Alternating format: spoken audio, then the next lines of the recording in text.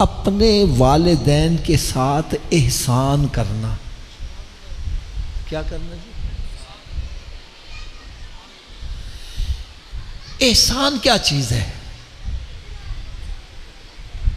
एहसान किसको कहते हैं? इसका मैं आपको बड़ा एक आसान सी मिसाल देता हूँ। हमारे हाजी साहब तशरीफ़ फरमा है, इन्होंने घर का कोई काम करवाना हो, अड्डे पे जाते हैं, एक मजदूर को लेकर आ जाते हैं और उससे कहते हैं मैं ये 1000 ईंट तूने ऊपर चढ़ानी है और हम इसके बदले तुम्हें 1000 रुपया देंगे। 1000 ईंट चढ़ाओगे 1000 रुपया मिलेगा। अब वो 1000 ईंट चढ़ा देता है, अब उसको 1000 रुपया दे देते हो, ये एहसान नहीं है, ये उसकी मजदूरी बनती है, उसका हक है जो आपने उसको दे दिया। एहसान क्या है? उसकी मजदूरी तो बनती है 1000, आप उसको 2000 दे दो। जितनी उसकी मजदूरी बनती है उससे जायद दे दो। 1000 जो आपने दिया वो उसका हक है, वो दे दिया। अब 1000 जो जायद आप दे रहे हैं ये उस पर एहसान होगा।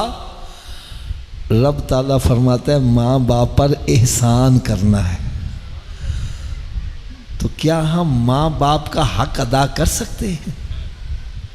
हाय हाय हाय हाय। एक बंदा था ना हज़रत साहब, उसने अपनी वालदा को कंधों पे उठाकर हज करवाया।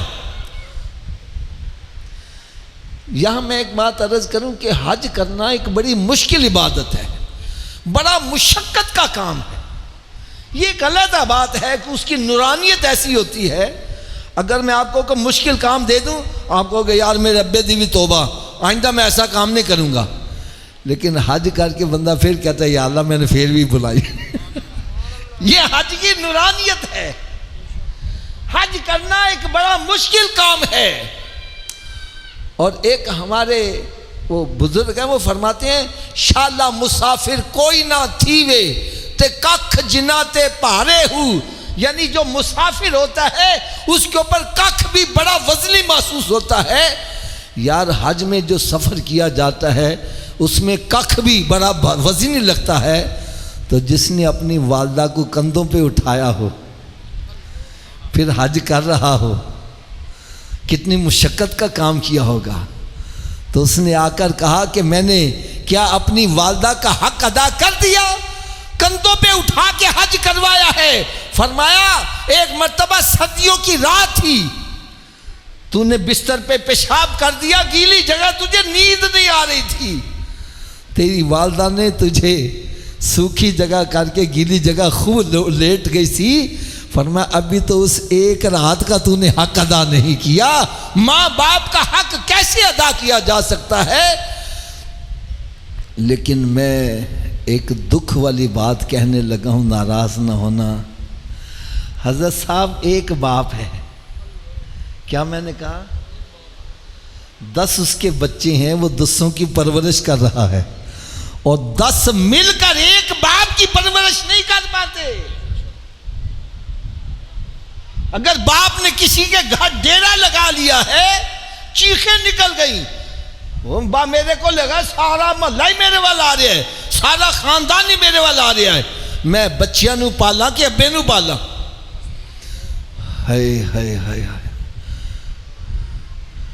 अगर किसी ने कह दिया यार अब्बा तेरे को होंदा है, जरा कपड़े चंगे पवा दिया कर, और तू ले जा फिर।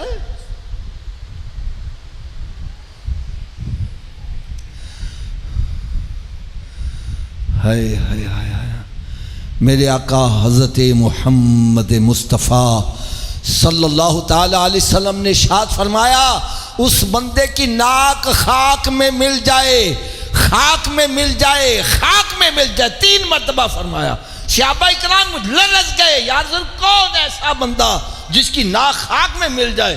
फरमाया जिसकी ज़िंदगी में उसके माँ बाप बुढ़ापे को पहुँच जाए और उनकी खिदमत करके जन्नत ना हासिल करे, उस जैसा बदबख्त बंदा ही कोई नहीं है। मैं इसके लिए एक छोटी सी मिसाल देने लगा हूँ। ये हमारे बुजुर्ग बैठे हैं यहाँ पर, यूँ समझें ये जब यहाँ पर आए दरोगा वाला में, यहाँ ज़मीन बड़ी सस्ती थी, यूँ समझो 1000 रुपये मरला थी, इनके पास पैसे भी थे। लोगों ने कहा ले लो यार ले लो, वो पैसे कटने बाद चो दे देना। इन्होंने कहा छोड़ो जी अच्छे वीराने से कौन आएगा, नहीं खरीदी। आज वही जगह करोड़ों की बन गई। अब ये पछता रहे हैं, हाफिज साहब मेरे हाथ गोल्डन चांस आया और मैंने अवेल नहीं किया। अगर मैंने वो गोल्डन चांस अवेल किया होता, जगह खरीदी होती, आज मैं भी करोड़पति बना होता। इससे पता चला गोल्डन चांस बंदे के हाथ रोज रोज, थोड़ा सा ऊंची आवाज से बोल दो, गोल्डन चांस बंदे के हाथ रोज रोज। अरे जिसकी जिंदगी में उसके वालिदैन बुढ़ापे को पहुंच गए, औलाद के लिए गोल्डन चांस है, इनकी खिदमत करे सीधा जन्नत में चला जाए।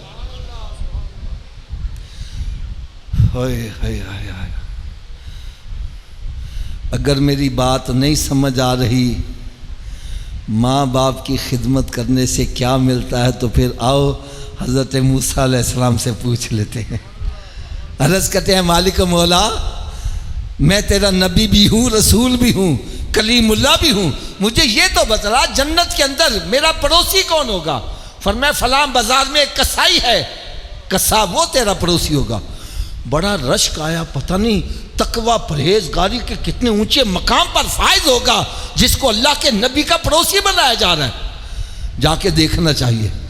सुबह सुबह उसकी दुकान पे चले गए, सारा दिन बैठे रहे, उसने कोई चंगा काम नहीं किया। छुट्टी करके घर जा रहा है, आप साथ हो लिए, शायद रास्ते में कोई अच्छा काम कर रहे, रात में भी कोई चंगा काम नहीं। घर में दाखिल हो गए, आप घर में भी दाखिल हो गए, देखा इसके वालिदैन बूढ़े हैं, माजूर हैं।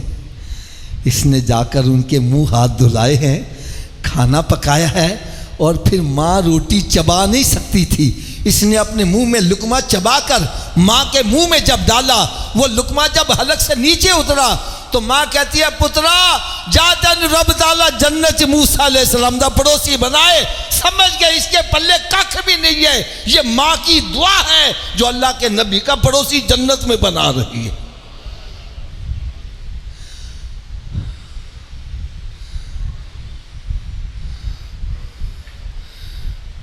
मेरे आका सल्लल्लाहु अलैहि वसल्लम ने इरशाद फरमाया, माँ बाप के साथ अच्छा सलूक करो।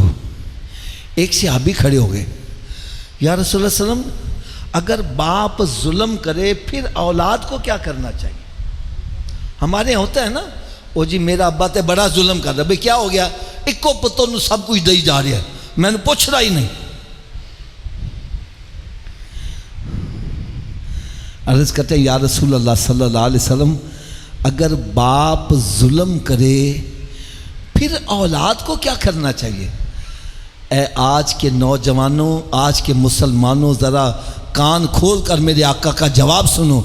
मेरे आका सल्लल्लाहु अलैहि वसल्लम ने शाद फरमाया, तेरा बाप जुल्म करे जुल्म करे जुल्म करे फिर भी तेरा बाप है, तुझे उसका अदब व एहतराम ही करना है।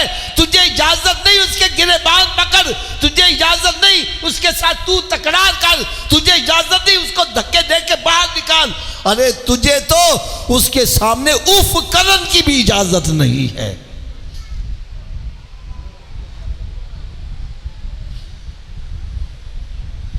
आज बाप को कहते हैं तू अब्बा तू इंज क्यों कीताई, तन में इंज क्यों होया, इंज क्यों होया, मां इंज क्यों कीताई। अरे तुझे किसने इजाजत दी है। मेरे आका सल्लल्लाहु अलैहि वसल्लम ने इरशाद फरमाया, तुम्हारे माँ बाप ही तुम्हारे लिए जन्नत है, तुम्हारे माँ बाप ही तुम्हारे लिए जहन्नम है। अरे ये राजी हो गए तो रब राजी, रब राजी तो जन्नत है। ये नाराज हो गए तो रब नाराज, रब नाराज तो जहन्नम है।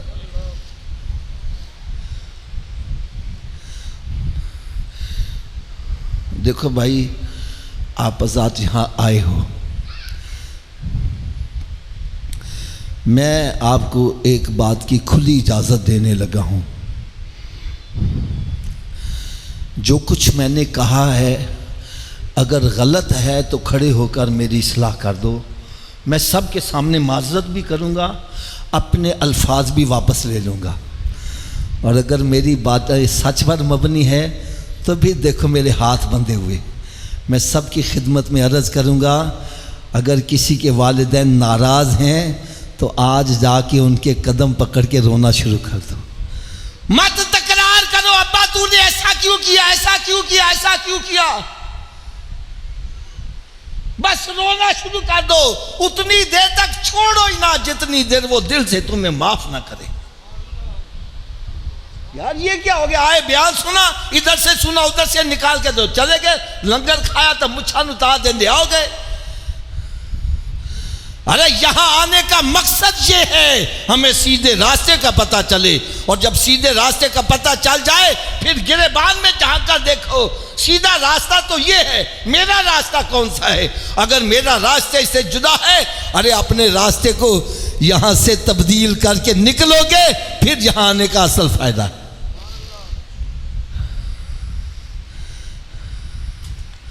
यार माँ बाप की खिदमत करने से क्या कुछ बंदे को मिलता है।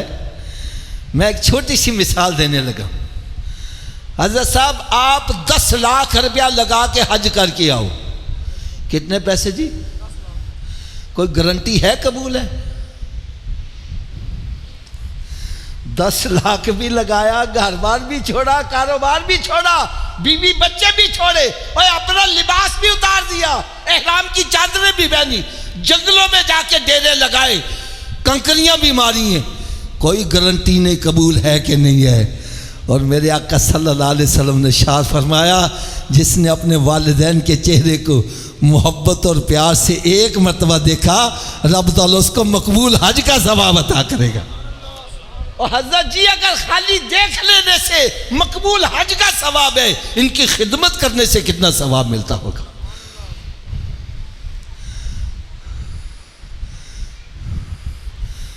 जिनके माँ बाप जिंदा हैं इनसे दुआएं लें।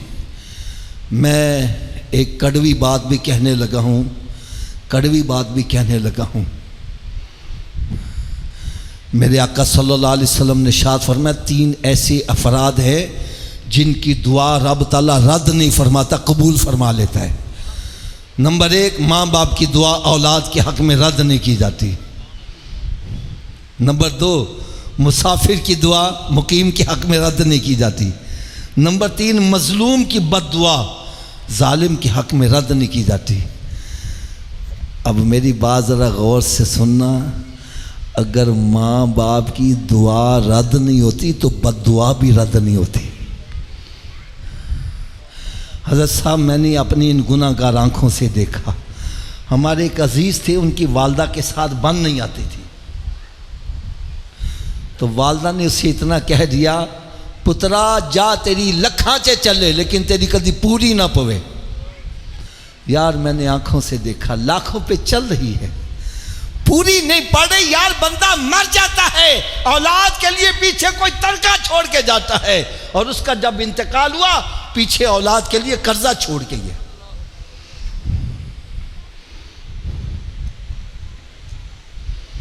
अगर चाहते हो दुनिया भी संवर जाए, आखिरत भी संवर जाए, अपने माँ बाप को राज़ी कर लो।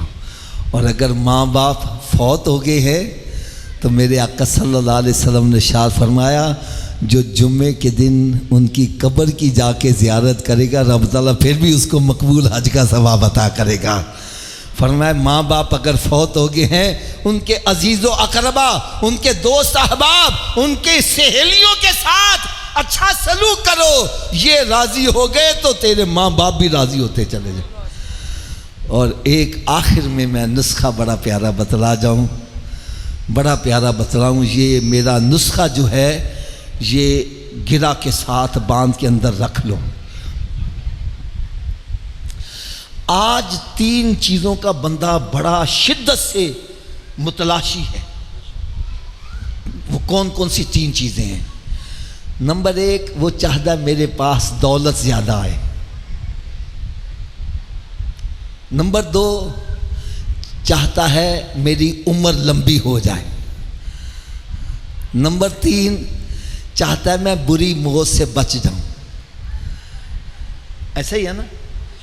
3 चीज़ों की शिद्दत से बंदे को ज़रूरत है, लेकिन करोड़ों दरूद करोड़ों सलाम उस प्यारे आका सल्लल्लाहु अलैहि वसल्लम पर जिन्होंने तीनों के लिए नुस्खा इरशाद फरमा दिया। फरमाया जो बंदा चाहता है उसकी उम्र में बरकत हो जाए, उम्र लंबी हो जाए, जो चाहता है उसके रिज़्क में इजाफा हो जाए, रिज़्क ज्यादा हो जाए, जो चाहता है बुरी मौत से बच जाए, फरमाया उसको चाहिए कि सिला रहमी करे। सिला रहमी करेगा रब ताला सब कुछ अता करेगा। सिला रहमी क्या है? खूनी रिश्तों के साथ अच्छा सलूक करो, इनको मिला के रखो। आज सका भाई भाई को नहीं बुला रहा, बहन भाई को नहीं बुला रही, खानदान में ग्रुप बने हुए हैं। तू उधर चला गया, साढ़े को गया। अरे इस्लाम हमें ये नहीं सिखाता।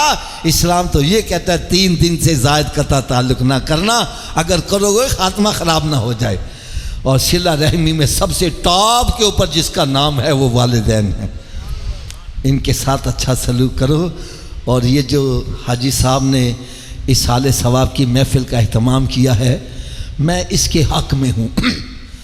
मैं क्या हूँ?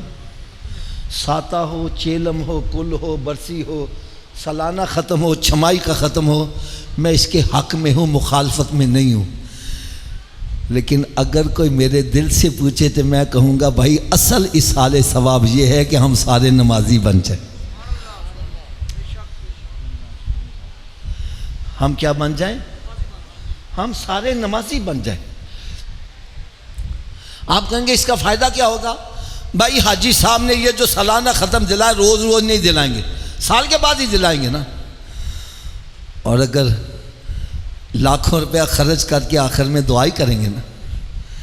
और अगर नमाजी बन जाएं, अल्हम्दुलिल्लाह नमाजी हैं, मैं वैसे समझाने के लिए कह रहा हूँ, नमाजी बन जाए तो हर बंदा रोज़ाना रब की बारगाह में 5 मरतबा हाजिर होकर कहेगा रब्बना इग़फिर ली। फजर में, ज़ोहर में, असर में, मगरिब में, शाम में। मैं कहता हूँ आपके इस पूरे इलाके में जो सबसे बड़ा कंजूस आदमी है, उसके दरवाजे पर 5 मरतबा जाके सदा लगाओ, अरे उसको भी कुछ ना कुछ देना पड़ जाएगा। तो जो अरहम राहिमीन की बारगाह में 5 मरतबा हाजिर होकर बार बार तकरार कर रहा है रब्बना इग़फिर ली वलिवालिदैया, मैं कहता हूँ रब ताला उसके माँ बाप की कब्र को जन्नत के बागों में क्यों नहीं बनाएगा। अल्लाह ताला से मैं दुआ करता हूँ, अल्लाह ताला हम सबको 5 वक्त की नमाज अदा करने की तौफीक अता फरमाए। एक चलते चलते और बड़ी प्यारी बात बतला जाऊँ यार। एक हदीस पाक में आते हैं अस्सलातु मिफ्ताहुल जन्नह, नमाज जन्नत की चाबी है। नमाज जन्नत की, थोड़ा सा ऊँची आवाज़ से बोलो, नमाज जन्नत की। हज़रत जी चाबी तो बगैर ताला खोल लोगे? चाबी का बंदोबस्त मरन तो बाद करना है कि पहले करना है? तो फिर कर दे क्यों नहीं? जब तस्लीम कर दिया मैं चाबी के बगैर ताला नहीं खोल सकता, और चाबी का बंदोबस्त भी मरने से पहले हो सकता, मरने के बाद नहीं हो सकता। तो फिर जब मस्जिद से आवाज आती है हय्या अला सलाह, आओ चाबी के लिए, क्यों बैठा गप्पे लगा रहा है? अरे क्यों बैठा कारोबार कर रहा है? तुझे चाहिए सब काम छोड़ के मस्जिद की तरफ आ जा। कोई पूछे कितने जा रहे हमें, बतला मैं जन्नत की चाबी लेने जा रहा। और एक ये भी बात याद रखो, हर चाबी हर ताले को नहीं लगती, इसलिए कि ताले के अंदर लीवर होते हैं। जितने लीवर का ताला होगा चाबी को उतने दांते पड़े होंगे तो चाबी घूमेगी, चाबी घूमेगी तो ताला खुलेगा। आओ मैं आज चलते चलते ये भी बतला जाऊं, जो जन्नत को ताला लगा उसके 5 लीवर हैं। कितने लीवर हैं? पहले लीवर का नाम है फजर, दूसरे का नाम, तीसरे का, चौथे का, 5वें का। जो एक नमाज पढ़ता है एक दांता डाल रहा है, ताला खुल जाएगा। 2 से 3 से कब खुलेगा? 5 से। तो फिर आज के बाद कितने दांते डालने हैं? ऊंची बोलो ज़रा। अल्लाह ताला मुझे और आप सबको दुनिया और आखिरत की भलाइयाँ नसीब फरमाए। वमा अलैया इल्लल बलाग।